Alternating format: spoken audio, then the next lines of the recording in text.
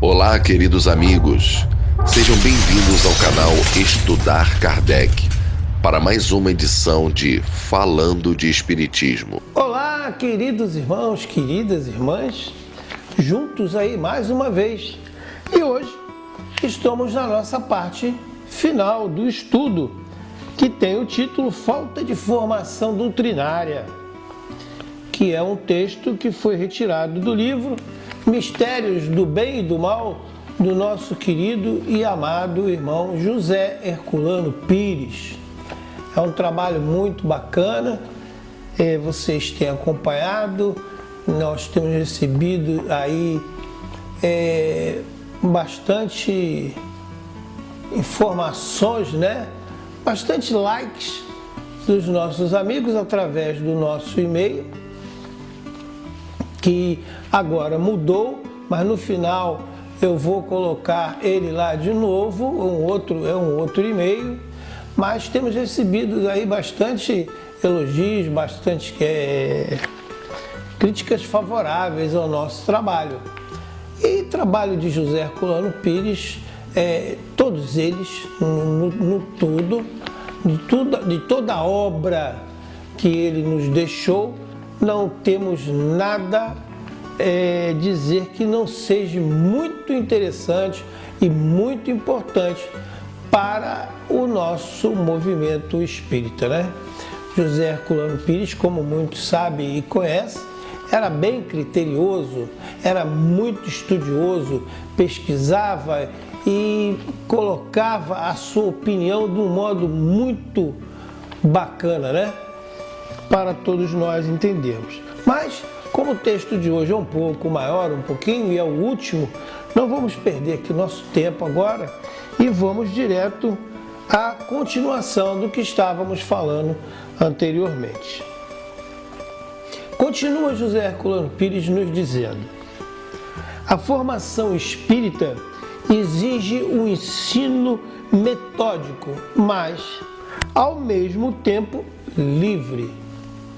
Foi o que os espíritos deram a Allan Kardec, um ensino que ele mesmo participava, interrogando os mestres, discutindo com eles. Por isso, não houve infiltração de mistificadores na obra inteiriça. Nesse bloco de lógica, o bom senso, que abrange principalmente os 5 livros que Kardec nos deixou, os 5 principais, né? Kardec nos deixou aí uma obra extensa, uma obra grande. E aqui nós estamos falando, José Herculano Pires está falando somente dos 5 livros que chamam aí de livros principais, né? E deixou nos 5 livros da codificação. Os volumes introdutórios e os volumes da Revista Espíritas, redigido por ele antes e durante quase 12 anos de trabalho incessante. Volto aqui para dizer para vocês, leitura e estudo da Revista Espírita é importante. É uma obra fabulosa. Aqueles que não tiveram o prazer ainda de ler, façam. É muito bacana. E nós temos hoje aí a facilidade até de baixar pela internet, né? Essa maravilha de trabalho que é a Revista Espírita. Essa obra gigantesca, continua ele dizendo, é a plataforma do futuro, o alicerce e o plano de um novo mundo, de uma nova civilização. Seria absurdo pensar que podemos dominar este vasto acervo de conhecimentos novos, de conceitos revolucionários, através de uma simples leitura individual, sem método e sem pesquisa. É o que falamos sempre, não somente para a Revista Espírita e para os 5 principais livros, né? Que deve ter um critério muito rigoroso na leitura, nessa dinâmica de estudo, né?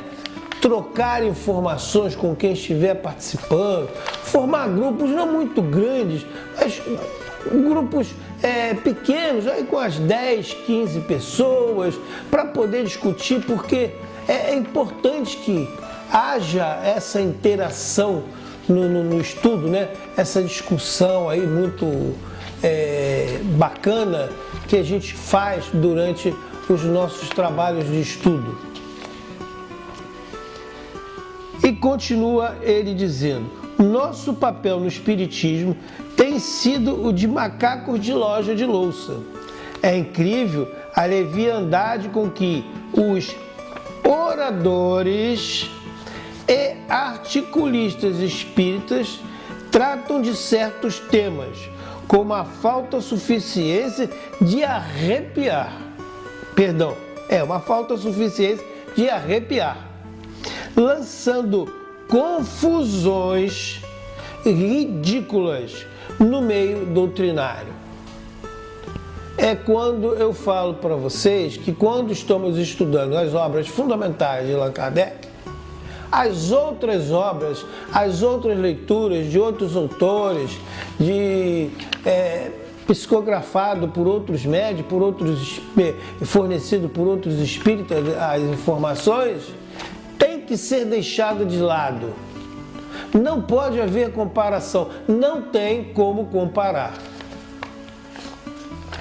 Depois que a gente lê e estuda a fundo, criteriosamente, as obras de Kardec, quando fizermos isso pela segunda vez, talvez você possa até fazer uma comparação, porque você já tem uma base. E isso acontece muito nos grupos. Eu tive a oportunidade de presenciar por várias vezes durante estudos nos quais eu estava dirigindo naquele momento, naquela época, de pessoas me questionarem: isso que a gente está lendo aqui, eu li lá no livro de fulano, no livro de ciclano, e não parece coincidir. É claro que não vai coincidir, porque você está lendo a obra principal, e a que você leu antes de ler a obra principal, de repente tem muitas falhas, porque não passou por um critério rígido de avaliação, como passou as obras de Kardec através do CUE. Então é isso aí, meus irmãos. Não tem como nós fugirmos disso. Herculano já dizia isso lá atrás, de muito tempo atrás. Ele já previa que isso já acontecia e iria continuar acontecendo, e está acontecendo. E tem amigos, colegas, irmãos de doutrina que fazem esse trabalho de estudo dentro das casas espíritas, que não falam isso para os nossos irmãos que estão ali começando. Olha, essa leitura é boa, mas deixa ela no segundo plano e veja aqui primeiro, para depois você fazer a comparação. Não compare antes de saber o que está nas obras fundamentais, não, porque, como a gente diz na gíria hoje, né? E é importante que falemos uma linguagem bem popular, vai dar zica. Não vai dar certo. Vai haver confusão na cabeça dos outros. Muitos vão pensar que tomar sopa, como diz nos outros livros, é tomar sopa mesmo, e não é. Não existe corpo físico para isso. Não existe comando feito por neurônios e outras coisas mais que nos faça tomar sopa, beber água. Não é bem assim. É uma outra história. Existe a sensação de estar com fome e de estar com sede. E a aplicação que os espíritos fazem para conter esta necessidade que o desencarnado tem é de outra forma, que tem que ser muito bem explicado. Então, por isso que é importante ler aqui primeiro, para depois fazer comparações. Temos de compreender que isto não pode continuar, diz ele. Volto, repito, vou ser repetitivo. Ele já afirmava isso lá atrás. E hoje a gente continua vendo a coisa acontecendo e ninguém está impedindo. Ninguém está falando, não, peraí, calma, vamos devagar.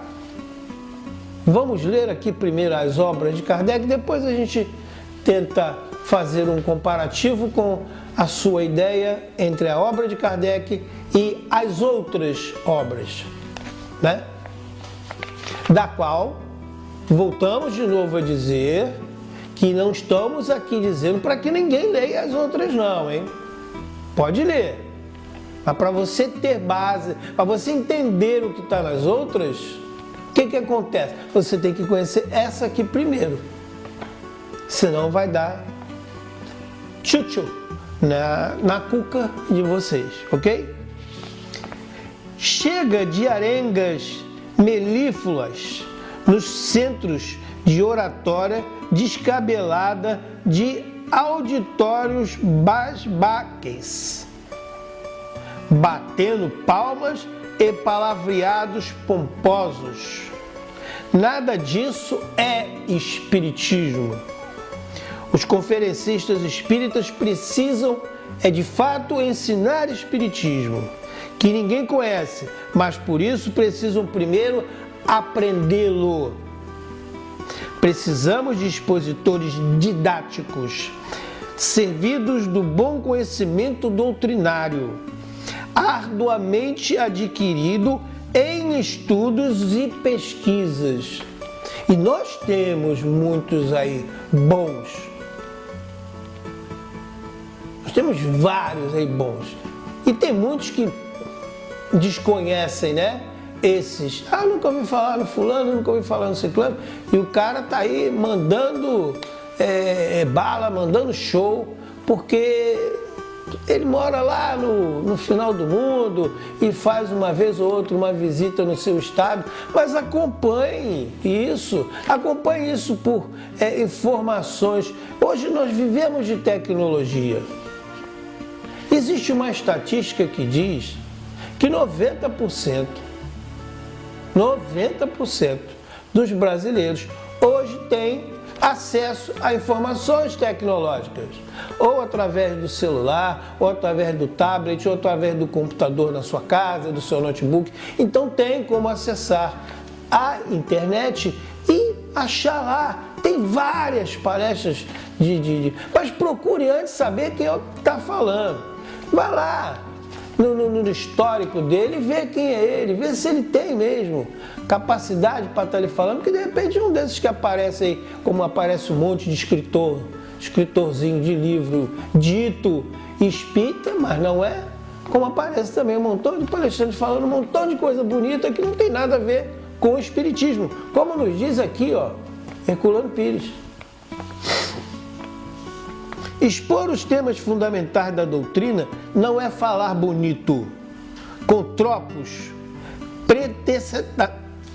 pretensamente literários,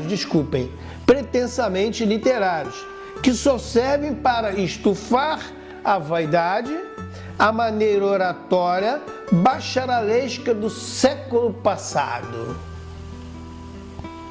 Eu sei que Herculano pegou pesado aqui, mas é isso mesmo que acontece, né? Vai lá, fala bonito, usa um montão de palavras que você só vai entender e saber o que é se você tiver com o dicionário do lado, senão você não entende. Então falou nada por nada. Ainda tem gente, como ele disse aqui anteriormente, que aplaude, acha que isso é bonito, porque falou um monte de palavras que você não conhecia, não conheceu, nem vai conhecer, porque quando chegar em casa não vai lembrar dela e não vai procurar para saber o que era. Porque você não anda com dicionário quando você vai a uma casa espírita assistir uma palestra. E nem ele te diz também que quer dizer aquilo, porque ele não tem tempo, o tempo dele é corrido. No final responde só lá uma meia dúzia de perguntas, porque tem outros afazeres e vai embora e você fica na saudade sem saber o certo. Temos que prestar muita atenção nesse momento que estamos passando. O momento é de aprendizado, mas um aprendizado sério, numa casa séria, com gente responsável, que entende e que conhece a doutrina espírita. Porque tem um monte aí que diz que conhece. Fala-se demais, mas não entende nada mesmo. Esse palavrório vazio e presunçoso não constrói nada e só serve para ridicularizar o espiritismo ante a mentalidade positiva analítica dos nossos tempos. Estamos numa fase avançada de evolução terrena. Nossa cultura cresceu espantosamente nesses últimos anos. Isso lá naquela época, dizendo ele. E já está chegando a confluência dos princípios espíritas em todos os seus campos. A nossa falta de formação cultural espírita não nos permite enfrentar a barreira dos preconceitos para demonstrar ao mundo que o espiritismo, como escreveu Humberto Mariotti, é uma estrela de amor que espera no horizonte do mundo o avanço das ciências. E curiosa e ridícula situação. Temos o futuro nas mãos e ficamos encravados no passado mitológico e nas querelas medievais. Eu vou repetir esse pedacinho, porque isso também é o que a gente está vendo hoje. Um monte de gentes responsáveis que têm mais preocupação com o seu título dentro da casa espírita do que ver se a coisa está tendo uma atuação correta, que é: ficamos encravados no passado mitológico e nas querelas medievais. Reflitam sobre isso e vejam se não é verdade. Continua ele. Mas, para superar esta situação, temos de aprender com Kardec. Os que pretendem superar Kardec não o conhecem. Se o conhecessem, não assumiriam a posição ridícula de críticos e inovadores do que, na verdade, ignoram. Chegamos a uma hora de definições. Eu acredito que o nosso querido irmão Herculano Pires já estava aqui nessa época prevendo alguma coisa. Pelo próprio texto, porque quem conhece as leituras dele sabe que ele tinha uma visão futura espetacular. Ele estava aqui, mas olhando lá na frente, ele sabia o que ia acontecer. E de fato está aí. Quando ele diz aqui, quem não conhece Kardec, né, teve o prazer de conhecer, não assumiria a posição ridícula de crítico e inovadores do que, na verdade, ignoram. Chegamos na hora de definições. É o que eu falo daquele livro que eu não gosto, não cito o nome de maneira alguma, que eu não estudo, não leio e nem gosto de passar perto. Que tem lá vários módulos, né? Toma 1, toma 2, toma 3, toma... Aquilo não leva a nada, aquilo é uma coxa de retalho. Que começa num tema, daqui a pouco pula para outro, e de repente já está no outro. Você está lendo o livro, o que é o Espiritismo, de repente você vai para o livro dos médios, aí você volta lá para a Gênese. E você ainda nem aprendeu, e nem leu, ainda nem estudou o primeiro livro, que é o Espiritismo. E já entra nesse estudo aí, convencionaram que isso aí é bom, que isso aí é o que está fazendo. Nós aqui, da nossa equipe, não vemos e vamos sempre combater esse tipo de estudo, que achamos que não leva aquele que está lá aprendendo a ser de fato um espírita que entenda das obras de Kardec, porque aquilo lá é uma bagunça. Aquilo foi feito para ser vendido, para se ganhar dinheiro. Como eu falo por muitas das vezes, quando você entra lá na casa espírita, que tem lá uma biblioteca, ou então tem uma livraria que está vendendo livro, os de Kardec estão lá embaixo. Os outros estão lá em cima. E são poucas casas, hein? Que a gente encontra aqui hoje no Rio de Janeiro. Estou falando pelo Rio de Janeiro, não estou falando por outro estado, porque não conheço muito dos outros estados. O que eu conheço é de informação e troca de informações com outros amigos. Nem os nossos amigos do nosso grupo de conhecimento lá da internet, que estão em Portugal e que tem lá grupos de estudo, não estudam dessa forma, além desse toma 1, toma 2, toma 3 e vai embora. Eles lá estudam os livros de Kardec, o que é o Espiritismo, Livro dos Espíritos, Livro dos Médiuns e a sua sequência. E por muitas das vezes, no final de semana, eles se reúnem para estudar a Revista Espírita. Eles estão na nossa frente. Finalizando o texto do nosso irmão Herculano Pires, ele diz o seguinte: precisamos definir a posição cultural espírita perante a nova cultura dos tempos novos. E só faremos isso através de organismos culturais bem estruturados, funcionais, dotados de recursos escolares, capazes de fornecer aos mais aptos e mais sinceros a formação cultural que todos nós necessitamos, com urgência. Finda ele aqui o trabalho dele. Então, meus queridos irmãos, voltando ao título, a falta de formação doutrinária é o que está acontecendo hoje no nosso meio espírita. Eu poderia até dizer que dentro de todo o movimento espírita, né, o chamado ME, como a gente usa aí a sigla, né, está acontecendo isso. O estudo não está sendo feito adequadamente como deveria e foi recomendado pelo codificador. Tiram-se dias da semana e perdem-se horas semanais, mensais e anuais lendo outras obras que não tinha necessidade de estar sendo estudada ou lida, sem antes ter passado pelo estudo dos livros da codificação. Essa é a nossa luta. Esse é o nosso trabalho.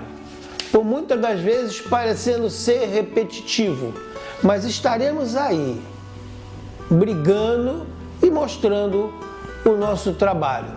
Não que sejamos verdadeiros, mas é a nossa opinião baseada em obras como de Herculano Pires, nos fundamentos principais ditos por Allan Kardec. Quem leu a Revista Espírita sabe disso. E vamos estar dando continuidade e sempre dizendo que espiritismo sem estudo é espiritismo sem qualidade. E quando falamos espiritismo sem estudo, é espiritismo sem o estudo das obras fundamentais de Allan Kardec. Ok? Queridos irmãos, agradeço a todos vocês por ter nos acompanhado aí nesses 4 capítulos, né, dessa magnífica obra do nosso querido irmão José Herculano Pires.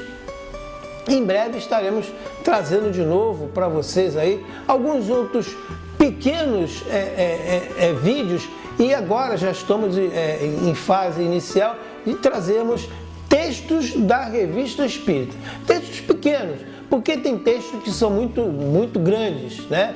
Então levaria tipo 4, 5 gravações para se formatar todo o texto. Vamos pegar títulos pequenos da Revista Espírita, né, e trazermos também para vocês. Já estamos incluindo isso, já estamos separando alguns textos para poder fazer isso.